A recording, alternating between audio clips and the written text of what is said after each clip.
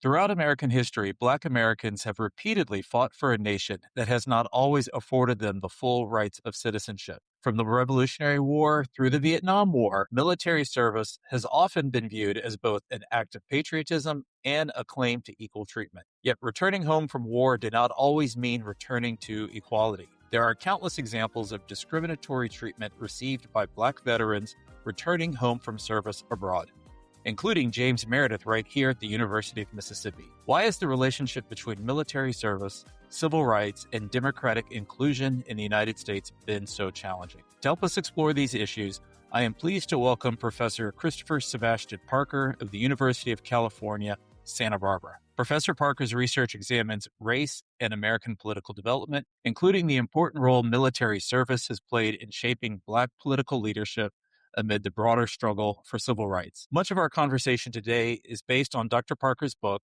Fighting for Democracy: Black Veterans and the Struggle Against White Supremacy in the Post-War South. Today, we'll discuss the experience of Black service members, the significance of the Red Summer of 1919, President Truman's order to desegregate the military, and what these moments reveal about American democracy. Hello, I am Marvin King, and this is Civic Lens.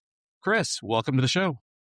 It's good to be here, Professor King. Thank you so much for the invitation. Glad you're here. To begin, what first drew you to studying the relationship between military service and Black political development? I served in the military myself, and as did my maternal grandfather. And I just remember while I was serving, comparing my condition to his. This is when I was still in active duty. And then when I left to go to college, I started thinking about it more deeply. The more I got into the history, because there's a bunch of stuff in high school and I'm telling on myself, junior high school, which they call middle school now. They don't really teach you, what you really need to know about race, racism, and discrimination and stuff like that. So when I went to college and I learned more about that, and then my grandfather's from Alabama, which was, straight up Jim Crow all day long. I wondered why he served in the military during that time period. And I just couldn't come up with a really good answer. And so I started doing the research when I went to graduate school, merging these two topics, race and racism and the military, and then at another level, democracy. And so that's what I wrote my dissertation thesis on. And so that's what led me to write the book. When you were in the military, did you know at that point that graduate school was on the horizon for you personally, or is that just something that came about as you were finishing your undergrad? It's a really good question, Marvin. I had no clue. I knew college was there. I was going to become an attorney. So I majored in political. I just stumbled on all this stuff, Marvin, to be honest with you. I wasn't even, I didn't even know as an 18-year-old when I joined the military, I didn't even know, frankly, what graduate school was. I knew what college was. I knew what law school was. I knew what medical school was, but I didn't know what graduate school was. And it wasn't until I was in my junior year at UCLA that I figured the law is not a path for me. And I need to do something different. And that was shaped by the fact that I was a young dad and I wanted to spend some quality time with my kids. And that's on top of the fact that I just started doing research and, I don't know if I can use colorful language on your show, but Help I'll, yourself. okay, I'll just say, even if I went to Harvard, Yale, and got a law degree or Stanford, I'll just be, a nigga with a law degree from Harvard, Yale, or Stanford. And I got that from Malcolm X. When Malcolm X was giving a talk, he didn't name a university in Boston. It was this associate professor of sociology, and he was talking really high and mighty. He was talking in a really condescending way to Malcolm. And Malcolm said, what does a white man, call a black man with a PhD? And he was like, doctor? He was like, no, nigga. So, so that very much informed my choice not to go to law school. Now, I did go on to get a PhD, but I felt like it was more of a meritocracy. That's just what my instincts were going into it. I wasn't completely wrong, but oh boy, I wasn't completely right either. Part of the appeal for many people joining the military is that it's supposed to be a meritocracy. Yeah. And those of us who've gone through academics, well, first I'll just say most people are lying if they tell you that when they were a young undergrad that they knew they were going to get a PhD.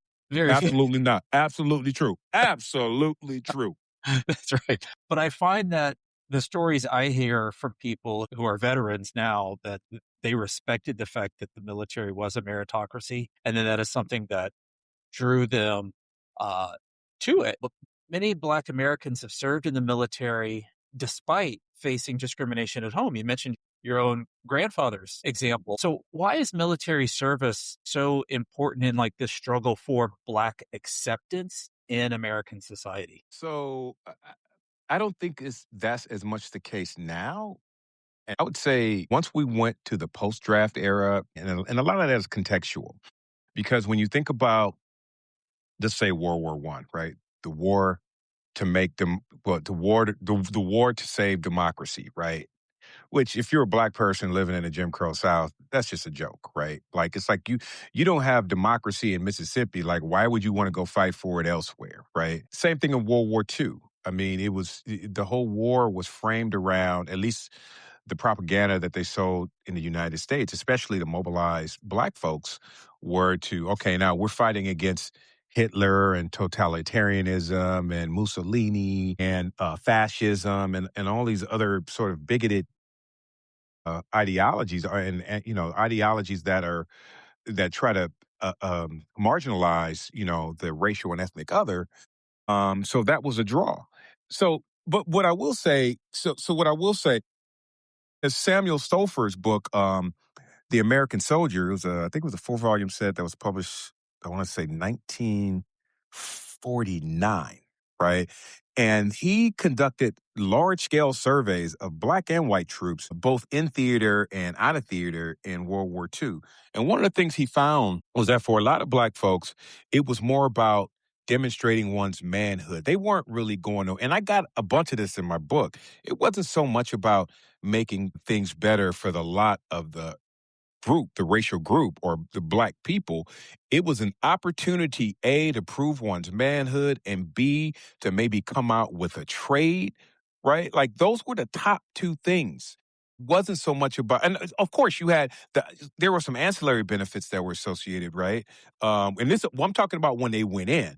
Now, after their experiences in, and realizing like I'm wearing the same uniforms as those white boys over there, but yet they're still calling me nigga and all this other stuff, right? And like, why? And then it really fired something in them. And it made them resolve, like, I'm not going back to the same country. Like, if it's the same, it's just not going down like that. And you also had some situations, Marvin, where you had POWs, German POWs in the South that were getting treated better than black GIs. I mean, the German soldiers could go into the front door of an eating establishment, but black GIs couldn't. And so that really weighed on these guys. And then in the Korean War, I had a couple guys say in my book, we had some North Korean POWs, and they would say, why are you over here fighting us? You're not even free in your own country. And so while initially these guys went in with the intention of proving their manhood and maybe gaining some kind of tangible skill that they could parlay into steady employment, there was a certain point at which that became a secondary and tertiary consideration when it really heightened their racial identity and their resolve to do something about it on their return. Your answer there reminds me of everything I've ever read about Muhammad Ali Hmm. I mean, this was later during the Vietnam War, but the idea that, and I'm going to paraphrase here, right? But he didn't have any problem with the Viet Cong, and they didn't have a problem with him. Well, well, since I know you're hosting a podcast and you're in Mississippi, so I'll say it. The Viet Cong ain't never called me nigga. That's There you go. 100%. That's right. That's exactly right. That's exactly right. And so that lack of respect, I've always wondered what would me, and this is where it's hard to measure a concept like patriotism, but I've always wondered about folks who would join the military knowing that their opportunity for advancement was low, very low. Well, Black people weren't. but again, Marvin, it's very context specific. Back then, prior to, let's say, Vietnam, because let's remember, Right. I'm foreshadowing this here because you said you're going to get to it. Executive Order 9981, signed by President Truman in 1948, I believe, to desegregate the armed forces. It wasn't really, and that was in 1948. Now, they weren't really desegregated until the Korean War, when General Matthew Ridgway, integrated um, uh, a white army unit. And when I say unit, I'm talking about, I think it might have been a division. He incorporated integrated a company within a no, it wasn't. It was a battalion. So what we're talking about, a company is roughly 100 soldiers. A battalion is roughly 1,000 soldiers. So we took a company and integrated it into their battalion. So that was the first time that happened. And that was in 1951, if I'm not mistaken. And so after that, and so then it became more equal opportunity. Like, Vietnam, things became more and more equal, right? There was a lot more room for advancement, starting with Vietnam. Right, right. But that took a while. So going back, we'll come back to that. One of the things I wanted to ask you about, this is something that comes up in several of my classes, the Red Summer of 19. You had Hmm. you had a lot of soldiers coming back, service members from World War One. And then you had this series of race riots across the country. And my understanding is that several of them were sparked by, as you alluded to earlier, Black service members coming home and being disrespected. Maybe you could just help the audience understand what was going on there, if there was anything specific that was a catalyst to this, or is this just a general frustration with the society that these Black service members were returning to? Yeah, really good question, Marvin. So the Red Summer of 1919, I think that, if I'm not mistaken, the catalyst was an incident in Chicago and Lake Michigan, where there's this 12-year-old kid that wandered over into the white side of the beach, quote unquote, white side of the beach. And then they attacked the kid, and Black folks weren't having it. Had at World War One, Du Bois was really 1915. He championed this idea of a Black officer corps, and for good reason, right? Because Black troops served under, the Civil War, where you had loads and loads of Black troops fighting under the leadership of white officers. Now, here's the thing. So they weren't even allowed to serve in the army, because they were mainly organized by state, and then they were incorporated into a larger army. So you know what they did? They made up the United States Colored Troops. And if you don't believe me, look it up. So they were segregated. They couldn't even serve, and they were officered by white officers. Now, one good thing that came from that is that there were several white officers who commanded Black troops who testified, to testify on behalf of Black people in general, to get the post Civil War amendments ratified. Right? So, I mean, like, it's just the movie Glory, right? Just imagine the movie Glory. That's essentially what that was. But still, Black troops were not really treated that well. In some instances, they were treated as infants, right? And used behind the lines, right? Not to fight in battle, because they didn't want to arm Black troops, right? So there was one piece, they didn't want to arm them, right? Because of this sense of martial confidence it would give them, and this claim that they weren't competent enough to bear weapons in the first place. So now we get to World War One, and Du Bois is like, you know what? We need to have a Black officer corps, because the officer corps needs to understand where Black troops are coming from. And it worked to a limited extent. Now, you're missing one piece, and I'm sorry for prattling on. I haven't thought about this all start coming to the surface, right? So W.E.B. Du Bois, on the eve of America's entry into World War One, 1917, this really famous piece called Close Ranks, that was published in The Crisis, the magazine for the NAACP. And basically what he said was, he said, yeah, Black people, we going through some bullshit. We've always gone through some bullshit. But if we do this and participate in a war to save democracy, they have no choice but to reward us when we return home. Right? Now, that was him. People like William Monroe Trotter were like, nah.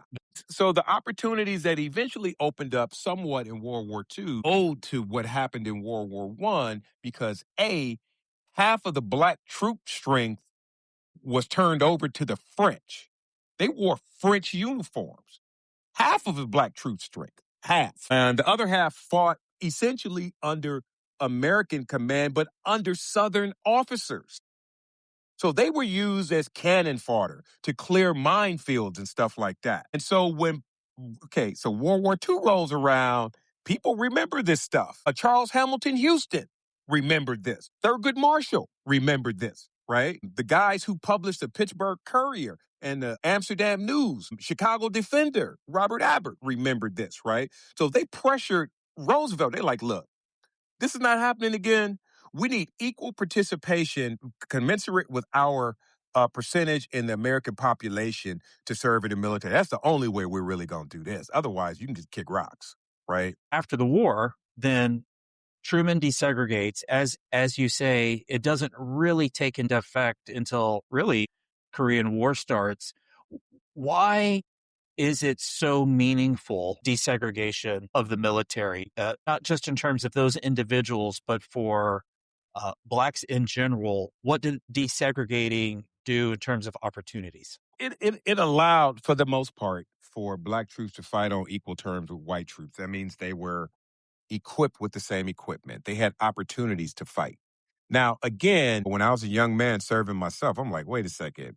Granddad, was trying to do all this, possibly get shot for these crackers. Like, I just didn't get it. But, as I matured and read more of the history, it became more and more clear to me that it was an idea. It was this chance to show not only are we men, but we deserve first class citizenship too, right? So unlike white folks who were born with citizenship, oh no, not for us. Oh no, we had to prove that we deserved it, and that was a mechanism through which to do so. One fact I should say that I tell my students is that because the American military is so large, it opened up more opportunity for Blacks to enter the middle class Yes.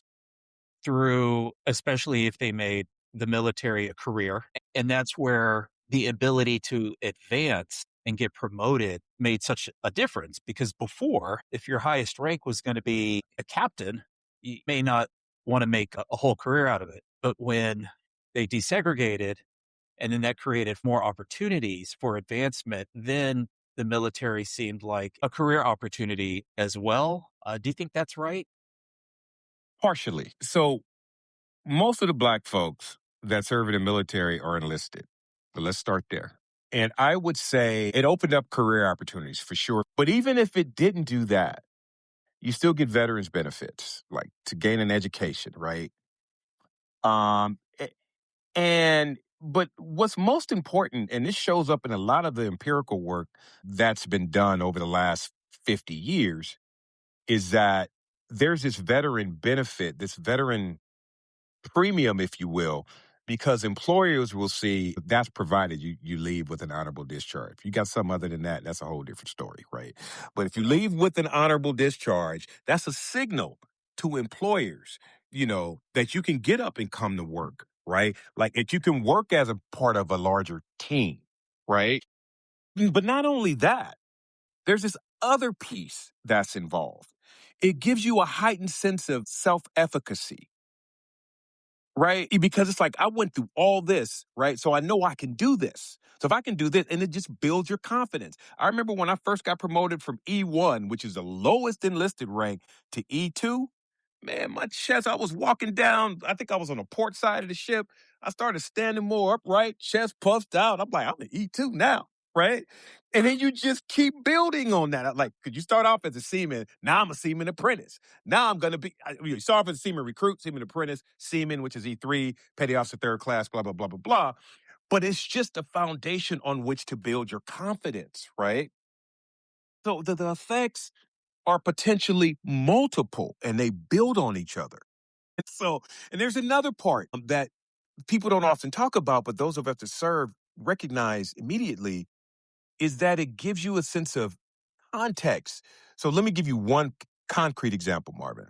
So when I was at UCLA, I remember all the kids, we were in this class and, professor going over the syllabus. And at the end, there's a 20-page term paper and they're whining and crying and complaining. And I'm like, that's it? Wait. You guys are complaining about that? You guys don't know the bullshit I've been through.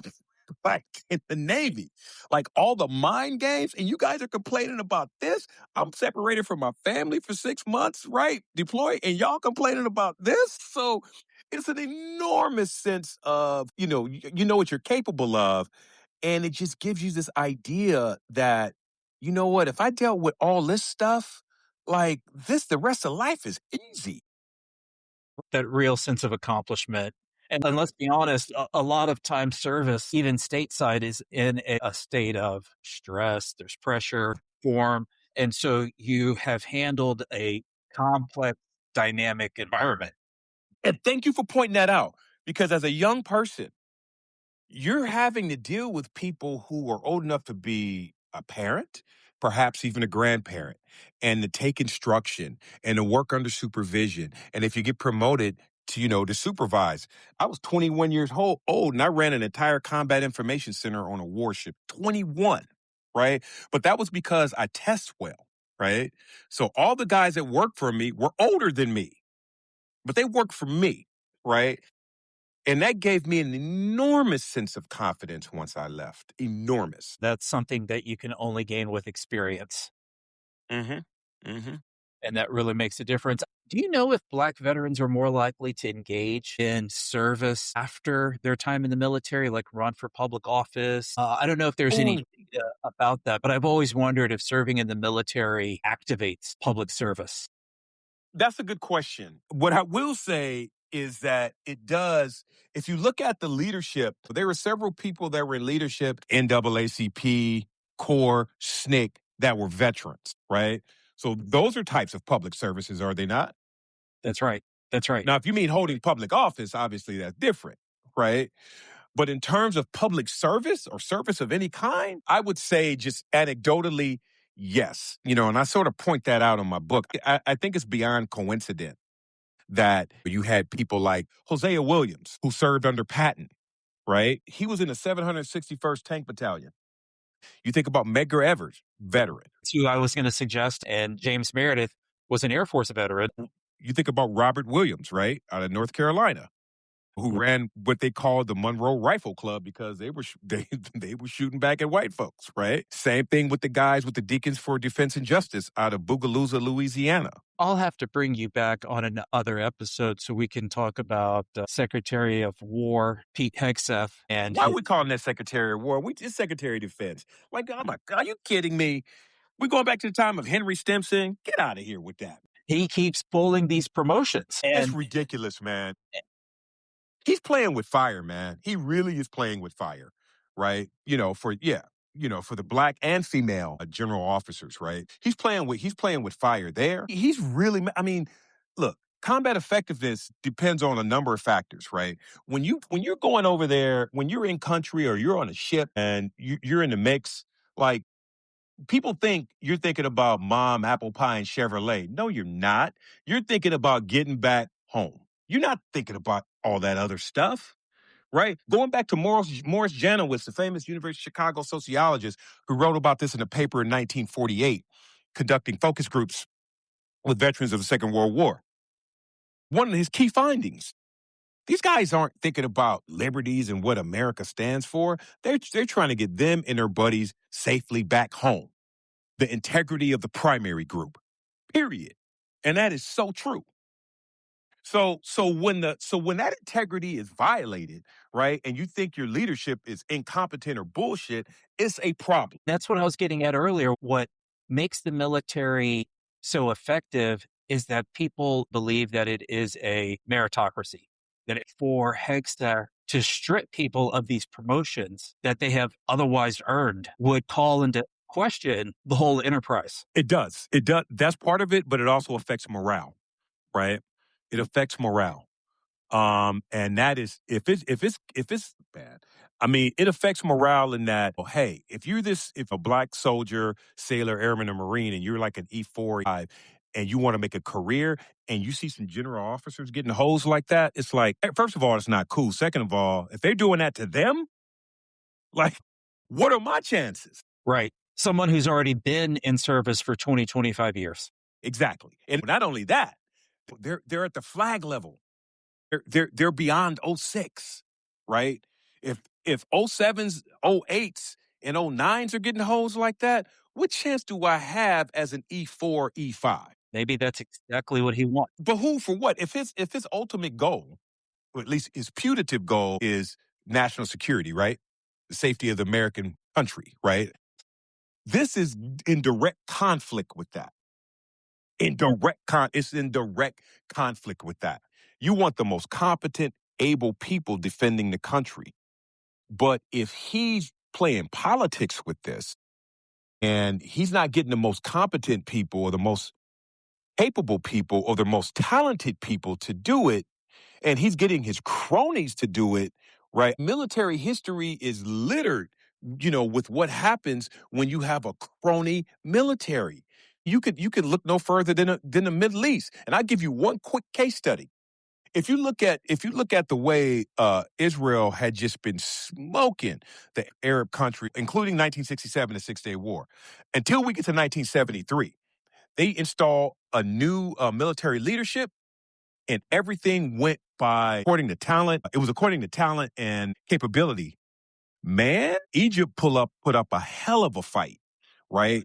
Israel had a hard time beating them in 1973 because the Egyptian military was now based on merit. They professionalized. They professionalize it, exactly.